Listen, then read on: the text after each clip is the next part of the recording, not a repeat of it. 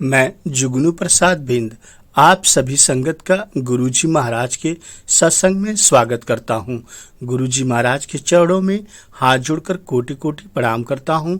गुरुजी का लख लख शुक्राना करता हूँ और गुरुजी महाराज से अरदास करता हूँ कि हे गुरुजी महाराज सारी संगत को ब्लेस कीजिए। जय गुरुजी।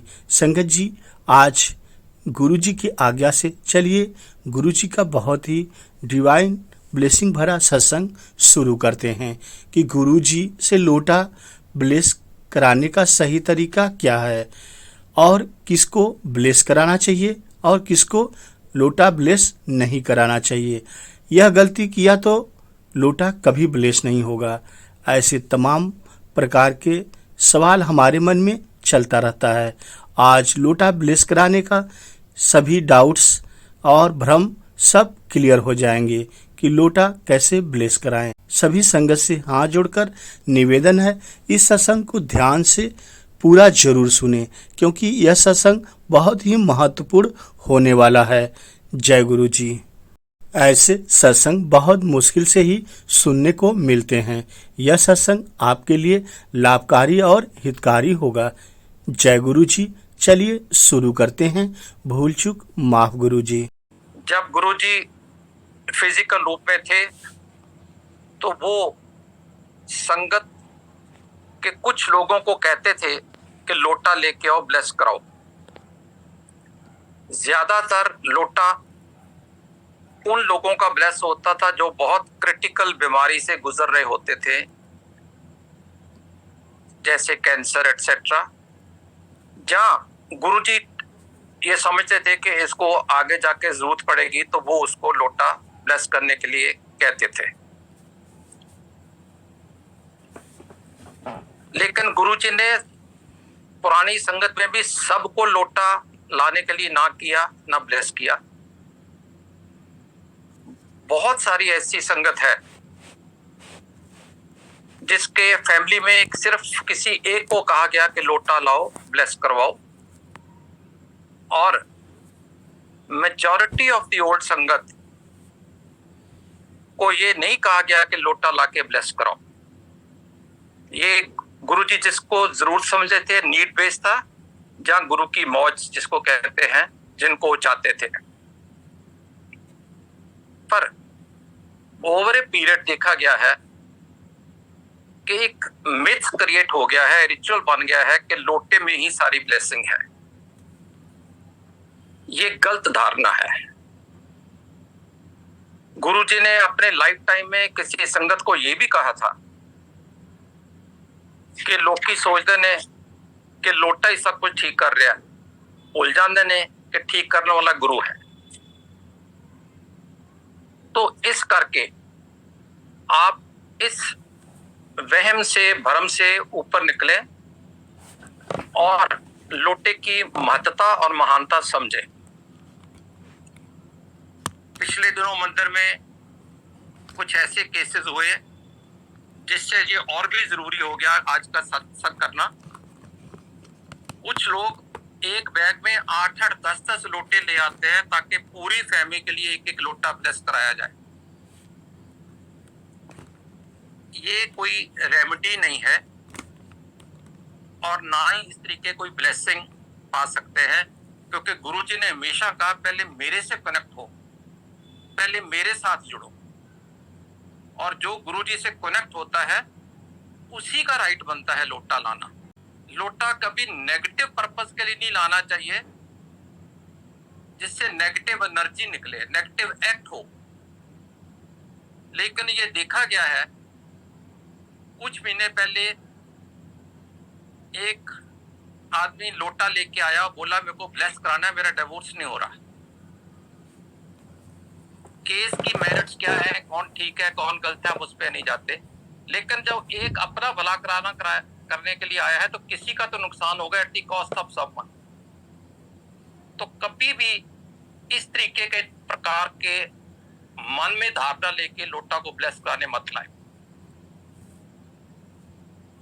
इस संबंध में आपसे मैं छोटा सा सत्संग भी शेयर करूंगा। मेरे एक बॉस होते थे, गुरुजी के पास बहुत आते थे, रेगुलर आते थे। जब मैं गुरुजी के पास आना शुरू हुआ, कुछ सालों बाद उन्होंने आना बंद कर दिया। तो मैं गुरुजी के पास बैठा, एक दिन कह रहा था, मैं क्या गुरुजी फलाने फलाने अंकल आते थे, आजकल आते नहीं। तो गुरुजी ने कहा, नारंग अंकल वो तो आना चाहता है, पर ਉਹਦੀ ਵਹੁਟੀ ਕਹਿੰਦੀ ਕੁਝ ਨਹੀਂ ਪਿਆ ਗੁਰੂਆਂ 'ਚ, ਉਹ नहीं आन देंदी। तो as a normal human being मैं क्या गुरुजी फिर उसको थोड़ा सबक सिखाओ, जो उसे तरीका बताओ। बहुत खूबसूरती से गुरुजी ने मेरे को जवाब दिया, गुरुआं दा कम किसी दा माड़ा करना नहीं हुंदा। जिन्नी ब्लैसिंग ओदे भागां च ओदी किस्मत च लिखी सी लै गया, गुरु किसी का बुरा नहीं कर सकते। ये मैसेज जो गुरु जी के अमृत वाणी टाइप वर्ड है, गोल्डन वर्ड है, हम सबके लिए होना चाहिए कि संगत का भी कोई फर्ज नहीं किसी का बुरा करे। इसलिए कोई ऐसे नेगेटिव थॉट लेके लोटा ब्लेस करने आना तो बिल्कुल ही एक्सेप्टेबल नहीं है। तो संगत जी, मैं मंदिर की तरफ से, गौरव अंकल की तरफ से आप सबको रिक्वेस्ट करता हूं कि आप बहुत डिस्क्रीट होके लोटे ब्लेस करने के लिए लाए। 4 बार सोचे, 10 बार सोचे कि मेरी इतनी जरूरत है, मेरी कोई इतनी बड़ी प्रॉब्लम है, मेरी कोई इतनी क्रिटिकल टर्मिनल बीमारी है, तो ही लोटा लेके आए। और उससे पहले क्या मेरा गुरु के ऊपर पूरा फेथ हो गया, मेरे को पक्की उम्मीद है कि ये गुरु ही मेरा इलाज करेगा, ये गुरु ही मेरे को ठीक करेगा, तो लोटा लेके आए। गुरु ने बड़े स्पष्ट शब्दों में कह रखा है, किसी संगत का ये राइट नहीं कि वो गुरु का इम्तिहान ले। तो इसलिए ये सोच के लाना कि मैं लोटा लेके जाऊंगा और अगर मैं ठीक हो गया तो गुरु को मानूंगा, बहुत ही गलत धारणा है। गुरु जी ने, मैंने जैसे बोला, स्पष्ट शब्दों में कह रखा है, किसी संगत का राइट नहीं कि गुरु का इम्तिहान ले, लेकिन गुरु का पूरा राइट है कि अपनी संगत का इम्तिहान ले, ताकि उसकी आस्था, उसका फेथ, उसका कनेक्शन स्ट्रांग है या नहीं। अगर आप ये चीज समझ लो तो फिर आप कुदरती बात है लोटा ले आने से पहले 10 बार सोचोगे। ना तो कोई नेगेटिव एक्ट दे लई, ना आपके लोटे ब्लेस करने से किसी का बुरा हो ऐसे ख्याल लेके, ना इस तरीके का रिचुअल बनाओगे कि सारी परिवार के लिए लोटा ले आ जाए। ये सब कुछ ही लोटे की सिग्निफिकेंस के अगेंस्ट है। सेवादार को हुक्म होता है मंदिर की तरफ से कि जो भी लोटा लेके आए उसको ब्लेस कराएं, लेकिन संगत को ही सोचना चाहिए कि मेरे को लोटा ले जाना है या नहीं। और दूसरी बात, लोटा जो है वो, उसके ऊपर बहुत सारे मर्यादा इन्वॉल्व है। ऐसे ही हर कोई लोटा यूज करे बिना मर्यादे के तो उसका कोई फायदा ही नहीं है, उसका पॉजिटिव असर ही नहीं होगा। तो पहले लोटे की मर्यादा भी हम समझे। घर में कोई बीमार है, किसी को कैंसर है, किसी को टर्मिनल डिसीज है, उसके लिए लोटा जरूर लाए। गुरुजी कहते थे अगर वो पेशेंट खुद आ सकता है तो खुद ब्लेस कराए, अगर नहीं आ सकता तो उसकी फैमिली का कोई एक मेंबर आके लोटा ब्लेस करा सकता है। मंदिर में, बड़े मंदिर में लोटा सिर्फ संगत डे वाले दिन ही ब्लेस होते हैं।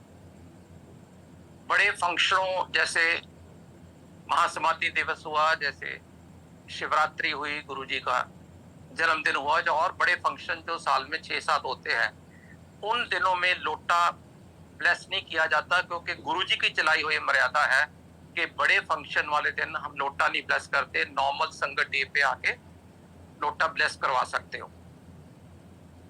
अगर कोई लोटा ब्लेस करवा के ले जाता है तो उसकी मर्यादा इसको कैसे पालनी है उसके बारे में आपको बताता हूं। जिस शाम को आप फैसला करो कि हम कल से लोटे का जल पीना है, उस शाम को या पहली शाम को लोटे को अच्छी तरह साफ करें। गुरुजी अपने टाइम पे कहते होते, स्वाद नाल ओल ऐश, पर क्योंकि आजकल उसकी अवेलेबिलिटी कम है तो गुरुजी ने नाल ऑप्शन दे रखी है जहाँ कोल ऐश या नींबू, नींबू फ्रेश लाइम, फ्रेश नींबू के रस के साथ इसको अच्छी तरह धोएं, फिर उसमें जल भरें। जल भरने के बाद इसको ढक के गुरुजी को अरदास करके रात को रख दे। सुबह उठ के नेक्स्ट मॉर्निंग आधा लोटे का जल जो है आपको पीना है और दूसरे आधे से आपको नहाना है। Half to drink and half to bathe. और फिर नेक्स्ट इवनिंग, अगली शाम को उसी तरीके लोटे को साफ करके, जैसे मैंने ऊपर बोला, या नींबू से या कोल ऐश के साथ धो के फिर उसमें पानी भरना है अगले दिन के लिए। एक लोटा सिर्फ उस आदमी या आंटी के लिए है जो जिसके लिए गुरुजी से ब्लेस कराया जाता है। ये लोटा ऐसा जल नहीं कि सारा परिवार इससे जल पिए या नहाए। एक लोटा एक ही अंकल या आंटी के लिए है और उसी की जरूरत के मुताबिक ही गुरुजी ने उससे ब्लेस किया है। लोटा गुरुजी हमेशा कहते थे कॉपर का लाओ, तांबा जिसको कहते हैं, और तांबे का ही लोटा जो है गुरुजी ब्लेस करते थे। आजकल कुछ लोग मैंने देखा है स्टील का लोटा लाते हैं, लेकिन अगर अंदर तांबे की लेयर है तो ही सेवादार उसको ब्लेसिंग के लिए देंगे। अगर पूरा स्टील का है तो हम इसे मंदिर में एक्सेप्ट नहीं करते, क्योंकि गुरुजी ने कह रखा है कि तांबे का होना चाहिए तो अंदर की लेयर पूरी तांबे की होनी चाहिए, बाहर की शेप जो भी हो। गुरुजी ने कभी लोटे के लिए कुछ ये भी नहीं कहा कि इसको आपने इतनी देर के लिए यूज करना है, 2 महीने, 6 महीने, साल, 2 साल, ऐसा कोई स्पेसिफाइड पीरियड नहीं दिया। और जिन लोगों पुरानी संगत में या जो लोग गुरुजी से लोटा ब्लेस कराते हैं वो उनके लिए लाइफ टाइम होता है। It becomes a way of life और उसी तरीके इसकी मर्यादा पालनी है। बहुत सारी संगत ये भी देखा गया है कि बड़े मंदिर में जब लोटा ब्लेस कराने के लिए सेवादार को देती है और सेवादार और लोटा उस संगत को वापस करता है तो हॉल में ही पूछना शुरू कर देते हैं इसको कैसे यूज करना है। ये मंदिर की मर्यादा के अगेंस्ट है, मंदिर की मर्यादा के उल्ट है, क्योंकि मंदिर में एकदम डिसिप्लिन चुप का दान होना चाहिए जो गुरुजी के टाइम से है। आपने लोटा ब्लेस करा लिया और बाहर जाके किसी सेवादार से पूछ सकते हैं कि इस लोटे को कैसे रात को भरना है, कैसे पानी पीना है, या जो भी इसकी मर्यादा या क्रिया है। लेकिन मंदिर हॉल में किसी भी सेवादार से ये मत पूछे, इससे बाकी संगत का ध्यान जो है वो डिस्टर्ब होता है। जो अपना आंख बंद करके ध्यान में बैठे हैं शब्दों के, वो सब भंग हो जाता है। तो प्लीज कोऑपरेट करिए। इसकी मर्यादा या तो किसी पुरानी संगत से पूछे, जब बाहर जाके किसी सेवादार से पूछे, लेकिन हॉल के अंदर किसी सेवादार से ये मत पूछे। और गुरुजी जैसे कि बहुत ही अच्छे शब्दों एक संगत ਨੂੰ कह गए ने कि ठीक ते गुरु ने करना है, लोटे ने नहीं। पर लोकी सोचते ने लोटा ही इलाज है, वो लोटे की ज्यादा महत्ता दे रहे ने, गुरु ਨੂੰ भुल रहे ने। मीनिंग देयर बाय, अगर आप गुरु नाल जुड़ो, गुरु पे फेथ करो, गुरु को सरेंडर करो, गुरु के साथ कनेक्शन बनाओ, तो ही लोटा काम आएगा। अदरवाइज लोटा वही रिचुअल बन के रह जाएगा। और प्लीज मैं एक दफा फिर रिक्वेस्ट करता हूं, ये होलसम लोटे 10-10, 12-12 फैमिली के लिए, ये नेगेटिव एनर्जी के लिए लोटे, और ऐसे ही इक्का दुक्की कारण की वजह से लोटे लाके ब्लेस मत करवाइए। ये गुरु मर्यादा के अगेंस्ट है, गुरु जी के हुक्म के अगेंस्ट है। लेकिन यस, जहाँ पे जरूरत है गुरु जी से कनेक्शन बनाइए, जुड़िए, सरेंडर करिए, और फिर उस आंटी या अंकल के लिए लोटा जरूर ब्लेस करवाइए जिसको जरूरत है। और ये सिर्फ उसी के लिए होगा। इसको ये मत फैमिली के लिए समझे, ना ही ये सोचे कि सारी फैमिली को इससे यूज होगा। ये कुछ मेरे आज के क्लैरिफिकेशंस हैं जो लोटे के बारे में, लोटे की सिग्निफिकेंस के बारे में, लोटे की मर्यादा के बारे में, ये सब आप सबको जाना जा रहा है। इसके बावजूद भी अगर किसी मन में कोई शंका हो, कोई शक हो, वो बड़े मंदिर के ऑफिस में आके अपनी क्वेरी दे सकता है, जहां किसी सीनियर सेवादार से इसके बारे में पूछताछ कर सकता है। जय गुरु जी। अब सत्संग शुरू करता हूं। गुरु जी के माता जी का भी अकाल चलाना मई में हुआ। दोनों इवेंट मई के हैं और मेरे लिए ये और भी इम्पोर्टेंट है कि मैं जब पहली बार गुरु जी को मिला वो भी मई में मिला, और जब लास्ट बार मिला तो वो भी मई में ही मिला। 16 मई 2001 को मैं गुरु जी को पहली बार डुगरी में मिला था और 25 मई 2007 को मैं गुरु जी को एम्पायर स्टेट में लास्ट टाइम मिला था। मेरे को वो सारे का सारा सीन याद आ जाता है जब मई का महीना आता है। मेरे को अभी भी याद है कि मैं गवर्नमेंट में था, मेरी पोस्टिंग हुई चंडीगढ़। गुरुजी ने मेरे कुलीग के थ्रू मैसेज भेजे कि नारंग अंकल को बुलाओ। मैं नहीं जाना चाहता था, या नहीं फेथ था, लेकिन 3-4 मैसेज आने के बावजूद भी जब मैं नहीं गया तो ऐसा कारण हुआ कि गुरुजी के माता जी चल बसे और मेरे को ये मैसेज मिला कि ऐसे ऐसे गुरुजी के माता जी चल बसे हैं। और वही कुलीग मेरे पास आया कि मैं अफसोस करने डुगरी जा रहा हूँ, चलोगे? तो मेरे को उस समय तो नहीं डेट याद थी, लेकिन बाद में कैलकुलेट की कि 16 मई को हम सुबह चंडीगढ़ से डुगरी के लिए चले 2001 में, 2001 में, और 2 घंटे में हम डुगरी पहुंचे। Purely and only to console and condole, सिर्फ अफसोस करने के गए थे, कोई फेथ की धारणा नहीं थी उस समय। जब हम वहां पहुंचे तो गुरुजी घर में नहीं थे। मेरे जो कुलीग थे वो गुरुजी की फैमिली के काफी क्लोज थे। मेरे को वहां जाके बैठक में बैठाया गया और वहां पे गुरुजी के फादर बापू जी, सिस्टर कृष्णा बहन जी, गुरुजी दे ब्रदर और पापी गौरव अंकल के पेरेंट्स, ये सारे लोग बैठे थे। तो मेरे को पहले इंट्रोड्यूस कराया गया और हमें बताया गया कि गुरुजी कहीं गए हैं, शायद मेडिटेशन में हैं, कुछ टाइम के बाद ही आएंगे। अब जब हम गए थे अफसोस करने तो रुकना था, और 12:30 हम पहुंचे डुगरी और गुरुजी 4:30 बजे आए।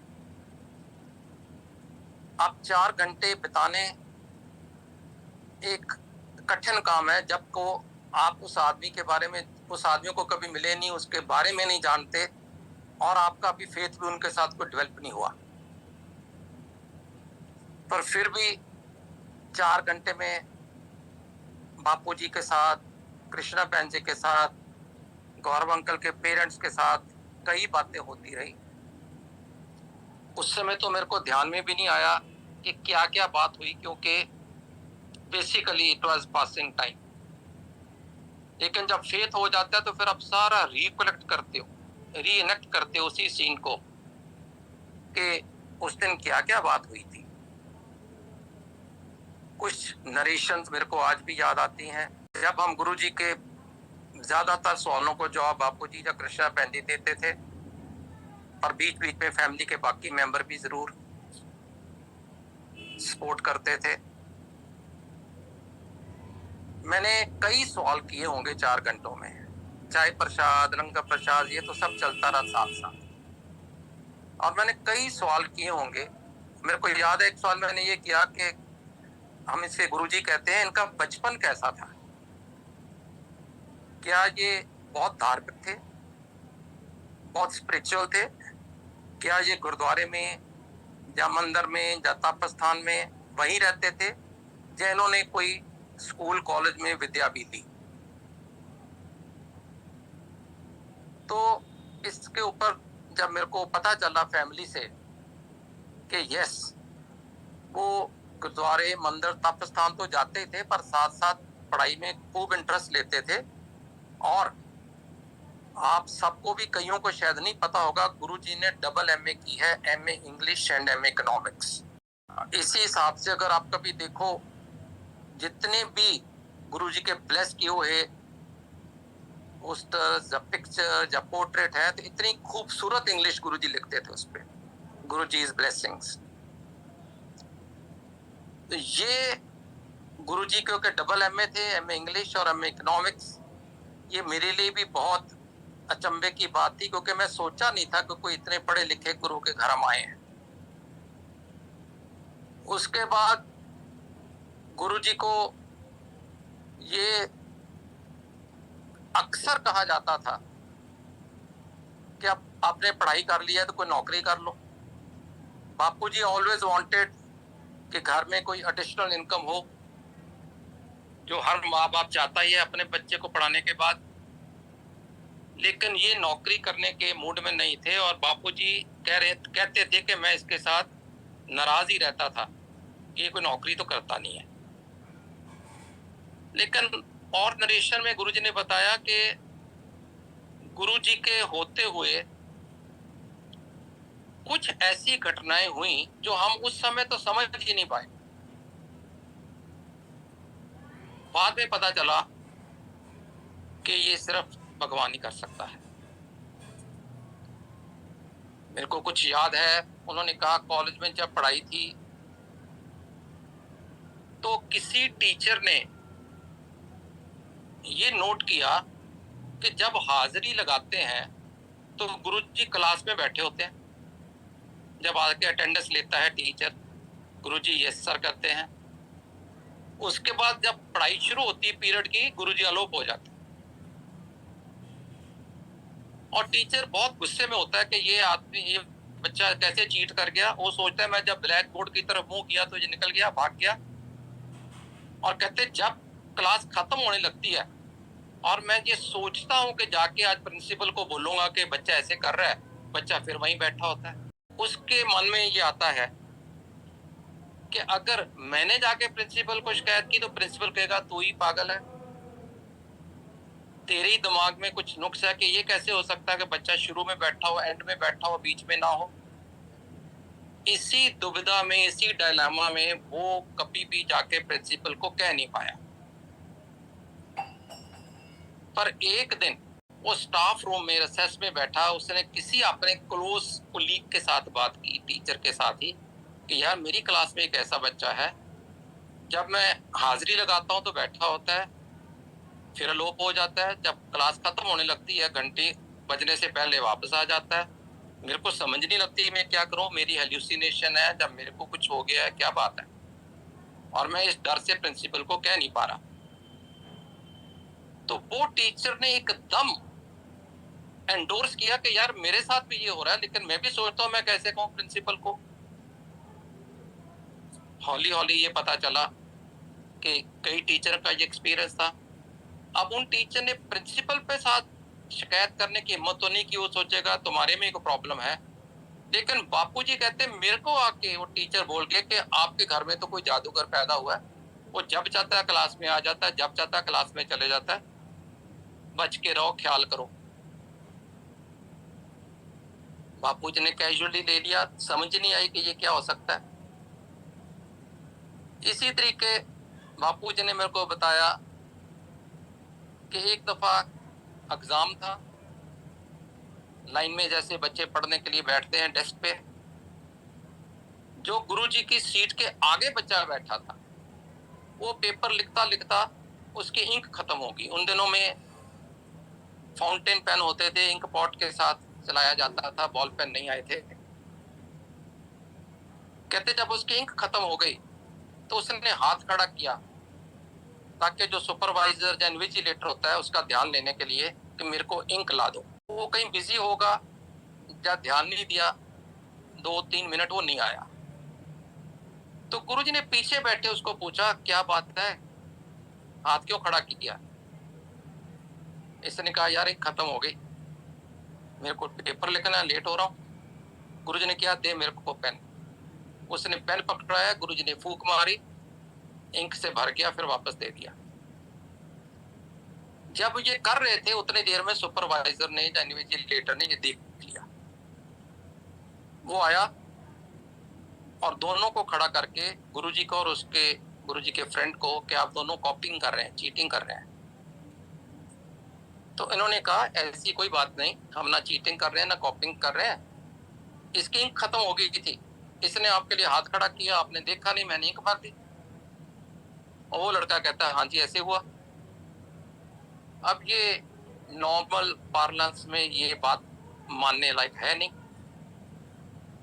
वो जो इन्विजिलेटर था स्कूल टीचर ही था, इससे ये कैसे हो सकता है, मैं मानता ही नहीं। पर उस समय तो खैर आर्गू नहीं किया, दोनों को बैठा दिया, पर उसके मन में एक शक रह गया। वो स्कूल की टक शॉप पे गया, वहां से एक नया पेन लेके आया और आके गुरुजी को कहता है अगर आप में इतनी हिम्मत है इसमें शाही भर के दो नए पेन में। तो गुरुजी ने फिर फूंक मारी, वो भर गया इंक के साथ। और वो टीचर शाम को फिर बापूजी को कहने आया, अब तो कंफर्म हो गया कि आपके घर में जादूगर पैदा हुआ है। बापूजी ना पूछ पाते थे ना समझ पाते थे। बापूजी कहते मेरे को समझ नहीं लगती थी ये क्या क्या बातें करते हैं। सो इस तरीके से कई दृष्टांत उन्होंने दिए। एक दफा कहा कि बहुत जबरदस्त बरसात हो रही थी, 61 62 में पंजाब में फ्लड्स भी आए और एक एक 1.5 फुट पानी सारे गांव में इकट्ठा हो गया। माता जी कुदरती बात है बच्चे के लिए परेशान थे, उन्होंने किसी कामे को भेजा, जाके देख के आओ कहाँ पे है बेटा। वो देख के आया तो कहता है जी मैं देख आया हूँ गुरुजी, फलानी फलानी जगह पे एक बोर्ड के दरख्त के नीचे पन्नी के ऊपर बैठे हैं, आंखें बंद है, छोटी उम्र का बच्चा है। मैं गया हूँ एक एक 1.5 फुट पानी से निकल के कीचड़ में से, लेकिन जहाँ गुरुजी बैठे हैं उसके 5-10 स्क्वायर फीट के आसपास इर्द गिर्द में कोई बरसात नहीं, कोई बूंद नहीं। अब ये बात मानने को आती नहीं है। माता जी ने कहा नहीं तू प्रॉपर चेक नहीं करके आया, एक और किसी को भेजा, वो भी आके उसने यही कहा। तो मानो बापूजी कहते कि कई ऐसे इंस्टांसेस दृष्टांत होते रहे जिसमें ये मैसेज तो मिलता था कि ये आम एक्ट नहीं है। मैं तो 2-3 एग्जांपल दे रहा हूँ, कितने उन 4 घंटे तो बहुत होते हैं, बहुत कुछ बातें की होगी, कुछ याद है कुछ नहीं है। लेकिन ले देख के ये परिवार ने सोचा कि नॉर्मल ह्यूमन बीइंग नहीं है, कोई बड़ी शक्ति है।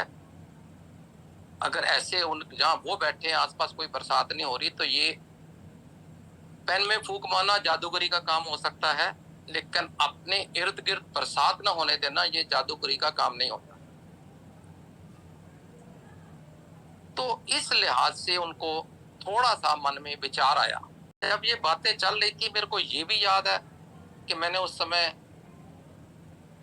कृष्णा बहन जी को या बापू जी को, जैसे सारे गौरव अंकल के पेरेंट्स सब इकट्ठे बैठे थे, मैंने कहा जी आपको पता कैसे लगा कि आपके घर में गुरु जन्मा है। तो बापूजी ने कहा ये अच्छा क्वेश्चन किया है आपने नारायण अंकल। कहते मैं तो हमेशा ही कहते थे कि ये काम करे, कहीं पढ़े, मैं गुस्सा भी करता था, कहीं आगे नौकरी ले, कमाए, घर में लाए। लेकिन मेरी वाइफ गुरुजी की मदर जो है वो हमेशा कहती थी कि आप इसको कुछ नहीं कहो, इस बच्चे को। कहते एक दिन हम घर में बैठे थे, बेटा भी बैठा था, गुरुजी के बारे में कह रहे हैं, हम दोनों बैठे थे। सडनली मेरी वाइफ को क्या दिमाग में आया और खड़े होके उन्होंने जाके गुरुजी को मत्था टेक दिया। अब ये नॉर्मल चीज नहीं है, बेटा तो माँ को मत्था टेकता है, हमारी सभ्यता में माँ बेटे को मत्था टेक के ये सुना नहीं गया। तो कहते, बापूजी कहते मैंने पूछा ये क्या किया? तो मेरी वाइफ बोलती कि मेरे को पता नहीं, नूर इनके चेहरे पे नजर आया, मेरे से रहा नहीं गया, मेरे को लगता है कोई शक्ति है, मैं जाके मत्था टेक दिया। कहते मैं 2 3 4 दिन इसके बारे में सोचता रहा,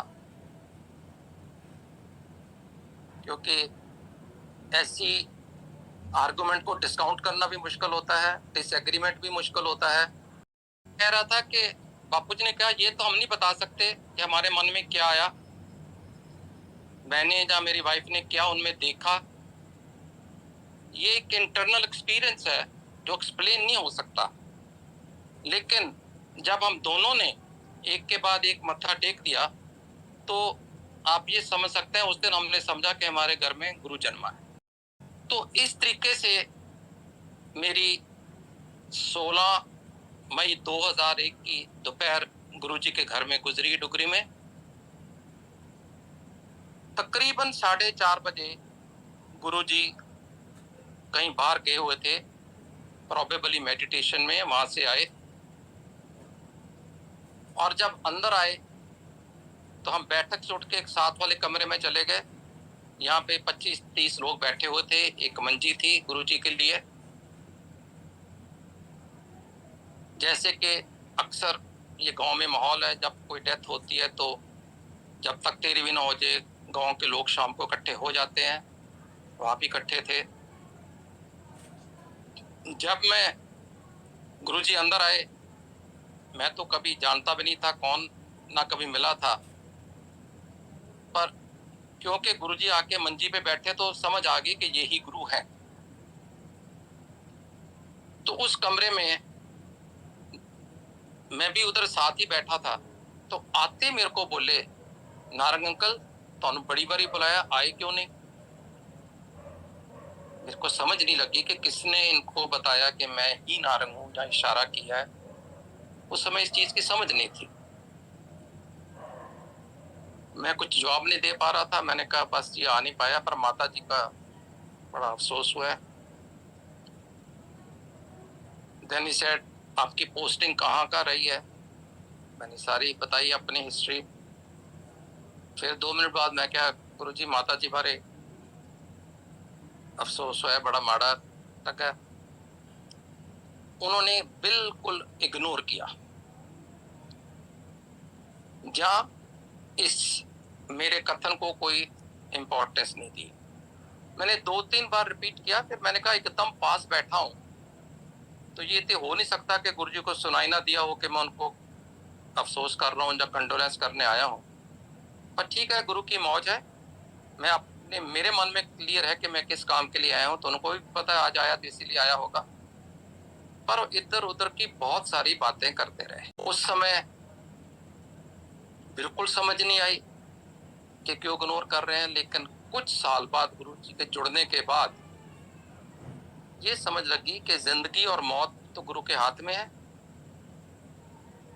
जब चाहे जिसको लाइफ दे दे, जब चाहे एक्सटेंड कर दे। तो ये उनके लिए इतनी बड़ी बात नहीं थी जो हमारे नॉर्मल ह्यूमन बीइंग के लिए है। यहाँ पे मैं एक छोटा सा और सत्संग शेयर करूंगा। एक अंकल थे, गुड़गांव के ही हैं। वो एक दफा गुरुजी के पास गए, मैं भी वहीं बैठा था बाई चांस उस दिन, और जाके बोले गुरुजी बड़ी पैनिक में थे कि डॉक्टरों ने कहा कि तेरे को टर्मिनल कैंसर हो गया, तेरी 3 महीने जिंदगी बची है। गुरुजी ने कहा फिर मैं की करा? इसे गुरुजी मैं ਤੁਹਾਡੇ ਕੋਲ ਆਇਆ क्योंकि ਤੁਹਾਡਾ ਭਗਤ ਆ। जब डॉक्टर ही जवाब दे देता तो मैं तो किਤੇ ਹੋਰ ਜਾਣਾ ਨਹੀਂ ਸੀ, ਤੁਹਾਡੇ ਕੋਲ ਹੀ ਆਣਾ ਸੀ ਤੇ ਮੈਂ ਤੇ ਤੁਸੀਂ ਕੁਝ ਕਰੋ। गुरुजी कहते फिर मैं की करा? 2-3 बार ऐसे ही वो अपनी प्रॉब्लम देता रहा, गुरुजी कहते रहे कि मैं की करा। अल्टीमेटली उसने थोड़ा सा जैसे खिंच जाता आदमी, बोला गुरुजी आप नहीं करोगे तो कौन करेगा? तो गुरुजी ने बोला 10 ना मैं की करा। अब वो आदमी ने अपना दिमाग लड़ाया, बोला 2 लड़कियां हैं, अभी कॉलेज गोइंग हैं, शादी होनी है उनकी, घर मैंने बुक किया हुआ है लेकिन अपनी पोजीशन नहीं मिला। तो सारा हिसाब किताब लगा के उंगलियों पे कहता है गुरुजी 5 साल लाइफ दे दो तो मैं सारे काम कर लूं, फिर मेरे को कोई चिंता नहीं। गुरुजी ने जैसे कैसे भी उसे बख्शा, ब्लेस किया, चला गया। ये बात है 2006 की। 2011 में एक दिन पता चला कि वो अंकल आज सुबह उठे ही नहीं और लोग सुधार गए हैं। और बाद में उनकी वाइफ आंटी के साथ बात करते हुए पता चला कि आज पूरे 5 साल हुए हैं जो गुरुजी ने उनको लाइफ की एक्सटेंशन दी थी। जिस गुरु को लाइफ देने का अधिकार है, एक्सटेंड करने का अधिकार है, उसको मैं क्या जाके अफसोस करूं उनके घर में किसी की डेथ का। उस समय तो समझ नहीं आई, लेकिन जब समझ आ रही है तो ये सब छोटी बातें लगती हैं। खास करके गुरुजी के लिए तो बहुत ही छोटी बातें हैं। तो अब ये अलग बात है कि वो घर वाले जिनके अंकल की डेथ होगी उसके बच्चे कभी कभी कहते हैं कि हमारे पापा को 10 साल मांगने चाहिए थे। उस समय किसी ने सोचा नहीं होता, ना ये सोचा होता कि मैं जाके गुरुजी को अपनी प्रॉब्लम दूंगा, गुरु आगे से पूछेगा मैं क्या करूं। लेकिन गुरुजी के जो गोल्डन वर्ड्स जिसको हम सत्संग अक्सर करते हैं वो हमें नहीं भूलने चाहिए। गुरुजी कहते हैं मांगो मत, मानो। मैनू पता कि दिल्ली की चंगा कि उन्हें 5 साल मंगे गुरुजी ने दे देते, ना मंगदा या जिस तरह भी गुरुजी ने ब्लेसिंग मंगदा है गुरु दी मौत सी की कर दे। सो इस एंगल को लेके मेरे को लगा कि गुरुजी ने मेरे को शायद इग्नोर नहीं किया मैं जब अफसोस कर रहा था, या ये नहीं कि सुना नहीं, उन्होंने इसको इतनी अहमियत नहीं दी, इंपॉर्टेंस नहीं दी। जब मैं उठने लगा तो मेरे को कहते हैं 21 मई को गुरु माता जी का बरसी का भोग है, माता जी का अंतिम अरदास है, आना जरूर, आई जरूर। मैंने कहना है मैं कह जी सतबचन। Now Satbachan is a very beautiful word in Punjabi. It means you will comply come what may. आप कह सकते थे मैं कोशिश करूंगा, आप कह सकते थे I'll try my best, लेकिन आपके मुंह से सतबचन निकला, ये गुरु का तरीका था। सतबचन हम बुजुर्गों को, महापुरुषों को कहते हैं, दैट मीन्स जो आपने कहा जरूर होगा। उन्होंने कहा आई जरूर, मैं पहुंच गया।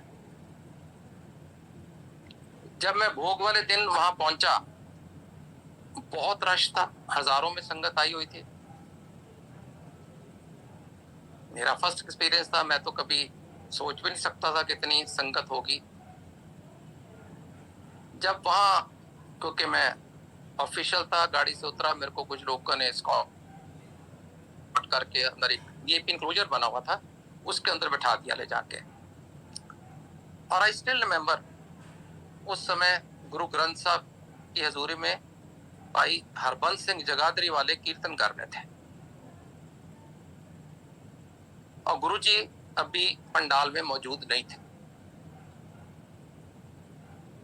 तो जब भी मैं वहां जाके पहुंचा तो मैंने देखा गुरुजी है नहीं। तो मेरे को लगा अभी गुरुजी आएंगे और फिर संगत जो है उठ के सब गुरुजी को मत्था टेकना शुरू कर देगी, जो मैंने 4-5 दिन पहले देखा था। और हमें जो सिखाया गया बचपन में कि गुरु ग्रंथ साहब की हजूरी में किसी और को मत्था नहीं टेका जाता। ये मेरे मन में एक सवाल आया। सवाल आने की देरी थी कि विद इन नेक्स्ट 40-50 सेकंड में ही, 1 मिनट तो बहुत ज्यादा होता, उससे पहले ही एक सेवादार ने कीर्तन रोक के माइक पे अनाउंस किया कि गुरुजी अब पंडाल में आ रहे हैं और उनका ये हुक्म है कि कोई भी संगत उठ के गुरुजी को मत्था नहीं टेकेगी, क्योंकि जहां गुरु ग्रंथ साहब होते हैं वही सुप्रीम होते हैं। मेरे को तो मानो इंस्टेंट अपने सवाल का जवाब मिला। मैं तो बड़ा हैरान ही हो गया, बड़ा अचंभे में। मैं तो भी सोचा ही था मतलब मन में, और जवाब भी मिल गया। और अगले 1-2 मिनट में गुरुजी आ भी गए पंडाल में। आए तो वही वीआईपी इनक्लोजर में ही उनको बैठना था, बैठे मेरे से 10 फुट दूर होंगे। और आते मेरी तरफ देख के एक किस तरीके की मिस्चीवियस स्माइल सी दी, जैसे मानो में मेरे से पूछ रहे हैं कि तेरे को सवाल का जवाब मिल गया। उन्होंने बोला कुछ नहीं, इट इज ऑल टेलीपैथी। कह रहे हैं कि मानो ये पूछ रहे हैं कि तेरे को सवाल का जवाब मिल गया। मैं क्योंकि सोच रहा हूँ को ये पूछ रहे होंगे, मैंने भी नोट कर दिया, मैंने भी हाँ कर दी, था हाँ जी मिल गया। That was the first eye contact building relationship with the group. फिर जब वहां से भोग पड़ा उठे तो संगत काफी थी। एक अनाउंसमेंट हुई कि पंजाब की संगत पहले प्रसाद ले ले और उसके बाद दिल्ली की संगत प्रसाद ले। उन दिनों में गुरुजी देग, जो कड़ा प्रसाद होता है, अपने कोमल हाथों से ऐसे देते थे, आपके दो हाथों में भी पूरा नहीं आता था। आपको लिटरली लिक करना पड़ता था, चाटना पड़ता था, एक हाथ से दूसरे हाथ को ट्रांसफर नहीं कर सकते। और मैंने देखा बहुत लंबी लाइन लगी हुई है, लंगर भी चल रहा था। कुछ लोग लंगर लेके प्रसाद ले रहे थे, कोई पहले प्रसाद लेके लंगर ले रहा था, जैसे भी जिसको मौका मिल रहा था। और मैंने सोचा, क्योंकि मेरा फेथ तब था ही नहीं, तो मैंने कहा यार मैं लाइन में कहाँ लगूंगा। मैंने ऐसे 25-30 लोगों के पीछे किसी को रिक्वेस्ट की कि भैया मैं जल्दी में हूँ। मेरे दिमाग में ये आ गया, मैं तो चंडीगढ़ से आया हूँ, यूनियन टेरेटरी है, ना पंजाब है ना दिल्ली है, मैं फायदा उठा लेता हूँ। और मैं जब 25-30-40 लोगों के पीछे चुपके से स्मार्टली घुस गया, और जब प्रसाद की टर्न आई तो गुरुजी मेरे को प्रसाद देके कहते आओ नारंग अंकल आगे लाइन तोड़ के। मेरे तो मानो पांव से जमीन फिसल गई कि ये उनको कैसे पता चला। ये तब की बात है। आज मालूम है साक्षात शिव है, शिव की तीसरी आंख होती है, दुनिया देखते हैं मैं किस बात की मूली हूं। लेकिन उस समय इस चीज का एहसास भी नहीं हुआ, समझ में। पर प्रसाद देते देते साथ में ये कहा कि नारंग अंकल 7 जुलाई को मेरा बर्थडे है, बड़े मंदिर जरूर आ। और फिर मेरे मुंह से निकल गया 7 वचन, दैट आई कंप्लाई। सो 7 जुलाई 2001 को मैं अपनी फैमिली को लेके पहली बार बड़े मंदिर पहुंचा। गुरुजी को मत्था टेका, इंट्रोड्यूस कराया, मेरी आंटी मेरा बेटा। उन्होंने एकदम साथ ही राइट पे बैठा लिया। और वहां पे सिर्फ एक आदमी और बैठा था जिसको मैं जानता था, मेरी फैमिली नहीं जानती थी, वो थे अरुण शौरी अंकल। वो अपने टाइम के बड़े जर्नलिस्ट रहे हैं, एडिटर इन चीफ रहे हैं इंडियन एक्सप्रेस के, और बाद में पॉलिटिशियन के तौर पे मिनिस्टर भी रहे हैं। संगत आ रही थी, मत्था टेक रही थी, गुरुजी के पास ब्लेसिंग ले रही थी, जा रही थी, हम सब नजारा देख रहे थे। कुछ ही क्षणों के बाद गुरुजी ने अरुण शौरी अंकल को बोला, ये नारंग अंकल हैं, अपनी फैमिली को लेके पहली बार आए, इनके साथ सत्संग करो। और उन्होंने अपना सत्संग करना शुरू किया। उन्होंने बताया कि मेरी वाइफ को पार्किंसन था, she was bedridden for couple of years, और मैं दुनिया के कई अस्पतालों के रिपोर्ट दिखा चुका हूँ, इलाज कर चुका हूँ, कोई फायदा नहीं हुआ। कई महापुरुषों को, कई संतों महात्माओं को मिल चुका हूँ, कोई फायदा नहीं हुआ। और मैं एक तरह का गिव अप कर दिया था। जबकि मेरे पास कोई एक मेरा मित्र आया, कहता यहाँ पे गुरुजी हैं, उनके पास चलते हैं। इसी मेरा फर्स्ट रिएक्शन तो ये था कि मैं किसी के पास नहीं जाऊंगा। मैं बहुत जगह पे धक्के खा लिए, पर जहां तो उस फ्रेंड की परसुएशन थी, जहां गुरुजी की कॉलिंग थी, कि मैं वहां पहुंचा एम्पायर स्टेट। कहते जब मैं पहुंचा तो मेरे फ्रेंड ने इंट्रोड्यूस कराया, ये अरुण शौरी अंकल हैं और इनकी वाइफ को ये प्रॉब्लम है। गुरुजी ने कहा लंगर खाओ।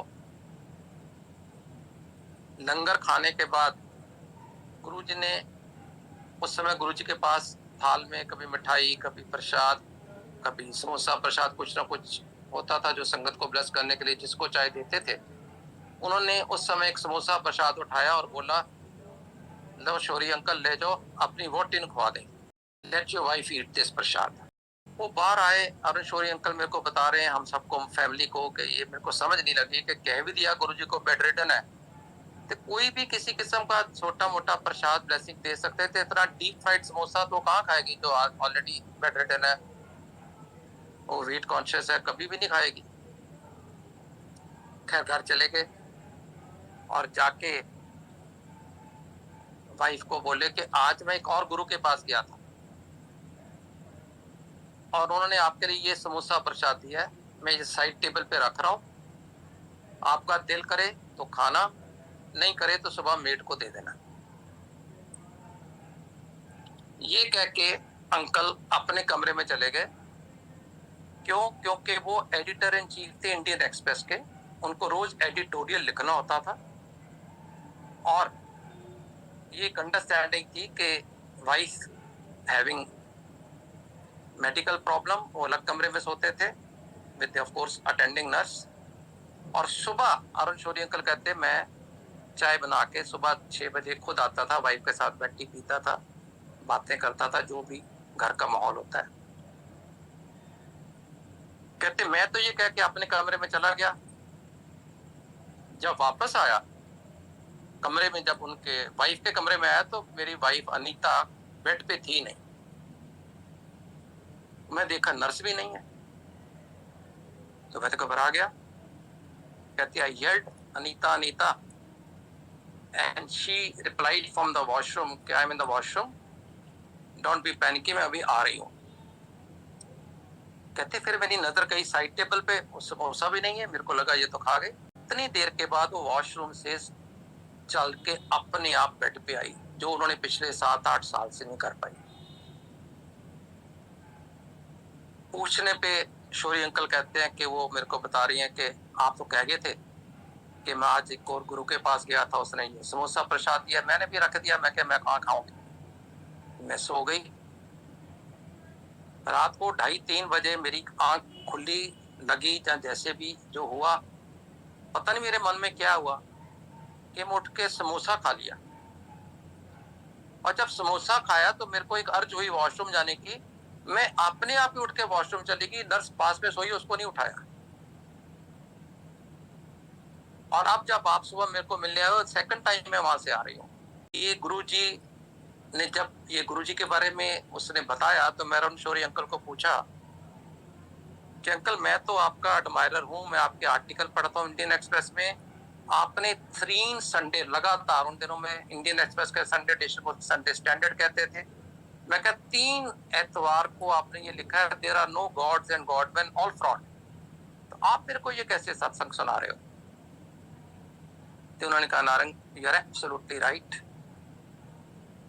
वो मैंने तब लिखे थे जब मैं संतों, महात्मा, महापुरुषों के चक्कर खा खा के परेशान हो गया था, मेरी वाइफ को कोई फायदा नहीं हो रहा था, और मैंने लिखा कि ऑल गॉडमैन आर फ्रॉड, क्योंकि मैं बहुतों के पास धक्के का आया हूं। लेकिन जब मैं गुरुजी के पास आया और ये समोसा प्रसाद के साथ मेरी वाइफ ठीक हुई, और जब मैं गुरुजी का थैंक्स करने गया तो पहली बात गुरुजी ने कहा, इसके बारे में किसी पेपर में नहीं लिखना। इसलिए मैं उसके बाद कोई आर्टिकल नहीं लिख पाया। गुरुजी को पब्लिसिटी बहुत अगेंस्ट भी थे, पसंद भी नहीं थी, और वो कहते थे भगवान को जरूरत नहीं होती पब्लिसिटी की, भगवान को पता होता है जब मेरा भगत घर से चलता है और जब तक वापस नहीं पहुंच जाता, मैं पूरा उसका ध्यान रखता हूँ। क्योंकि फंडामेंटल प्रिंसिपल थे कि मेरे भक्तों की लाइफ में कोई भी कोइंसिडेंस नहीं है, मैं ही रेगुलेट करता हूँ। अब गुरुजी का मेरे को 7 जुलाई को बुलाना, फैमिली के साथ अपने पास बिठाना, और अरुण शौरी अंकल जैसे एमिनेंट आदमी से मेरे को सत्संग कराना बहुत बड़ी बात थी, जिससे कि मैं उस दिन से ही गुरुजी से जुड़ गया।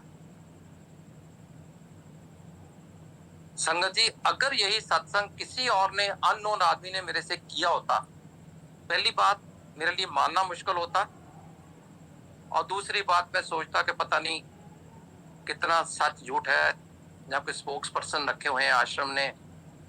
लेकिन coming from Arun Shourie of his intellect, तो कोई मार्जिन ही नहीं था कि मैं उसके ऊपर कुछ सोचूं। तो this is called faith at first sight, love at first sight. और अरुण शौरी अंकल के सत्संग के बाद मैं और मेरी फैमिली गुरुजी से ऐसे जुड़े कि आज 24 साल हो रहे हैं, पीछे मुड़कर नहीं देखा, और जैसे जैसे गुरुजी ने कहा वैसे वैसे ही करते आए हैं। गुरुजी ने कहा टोटल सरेंडर करो, पूरी कोशिश करते हैं सरेंडर रहे। गुरुजी ने कहा डायरेक्ट कनेक्शन करो, पूरी कोशिश करते हैं कि कनेक्शन डायरेक्ट रहे। और ये जो सेवा गुरुजी ने मंदिर की तरफ से मेरी लगाई कि मैं सत्संग करूं, लोगों के अंदर गुरुजी का मैसेज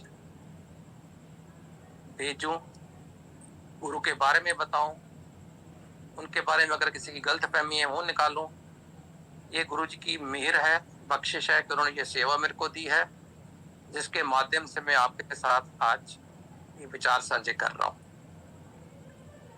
मेरे पास बहुत सत्संग है, मैं कई दफा जूम पे आके किए भी हैं, आगे भी आके करता रहूंगा। अब मेरी घड़ी 11 बजा रही है, जूम का टाइम 10 से 11 ही है। मैं आगे कुछ ना कहता हुआ सारी संगत को यही रिक्वेस्ट करूंगा कि गुरु के पास आए हो तो गुरु वाले बनो, गुरु के दिए हुए मैसेज को अपनाओ और गुरु के साथ अपना कनेक्शन और स्ट्रॉन्ग करो। जय गुरु जी। जय Guru ji. Thank you so much Narayan uncle, आपने इतने सुंदर सत्संग हम सबके साथ शेयर किए, थैंक यू। संगत जी, हम शुक्राना करते हैं गुरु जी का, लाख लाख शुक्राना आज हुए सत्संग के लिए। सत्संग के दौरान सेवा करते हुए जो भूल चूक गलतियां हमसे होती हैं उसके लिए गुरु जी से और आप सबसे माफी चाहते हैं।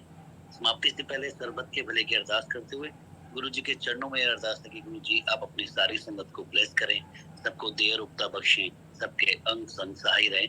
इसी के साथ अब हम गुरु जी से आज्ञा लेंगे। गुरु जी महाराज की प्यारी संगत जी, आपका थैंक यू सो मच। आपने बहुत ही ध्यान से गुरु जी का सत्संग सुना। गुरु जी आपको ब्लेस करें। और नारंग अंकल जी का बहुत बहुत शुक्राना, thank you so much uncle ji, जो हम लोगों को इतना प्यारा सत्संग आप सुनाएं।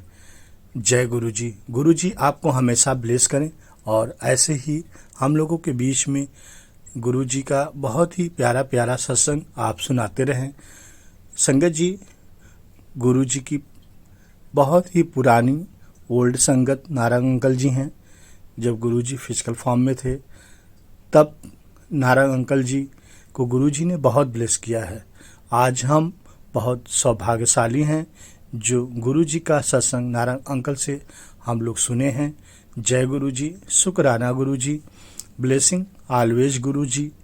गुरु जी तो मानव रूप में कल्याण करने के लिए ही आए हैं और गुरु जी का जन्म पंजाब के मरेलकोटला डुगरी गांव में हुआ। गुरु जी दिखने में तो मानव हैं, परंतु गुरु जी धरती पे महाशिव हैं, भोलेनाथ हैं। गुरु जी का जन्म मानव कल्याण के लिए ही हुआ है। गुरु जी ने छतरपुर में दिल्ली में बड़े मंदिर का निर्माण कराया ताकि सभी संगत का कल्याण हो सके। ऐसे परम दयालु हमारे गुरु जी हैं जो पल पल संगत की रक्षा करते रहते हैं। गुरु जी तो इतने दयालु हैं कि जब देने पे आते हैं तो सब कुछ देने की क्षमता भी रखते हैं और समय आने पर आवश्यकता अनुसार गुरु जी अपनी संगत को देते रहते हैं। जय गुरु जी, शुक्राना गुरु जी। संगत जी, गुरु जी का चैनल है गुरु जी सत्संग बड़े मंदिर ब्लेसिंग। चैनल को सब्सक्राइब कर लीजिए, नोटिफिकेशन बेल ऑन कर लीजिए। गुरु जी का जब सत्संग अपलोड होगा आपको तुरंत नोटिफिकेशन मिल जाएगा और गुरु जी की ब्लेसिंग आप ले सकेंगे। जय गुरु जी। संगत जी आज्ञा लेते हैं आज के सत्संग से, दूसरे सत्संग में मिलते हैं। जय गुरु जी, शुक्राना गुरु जी।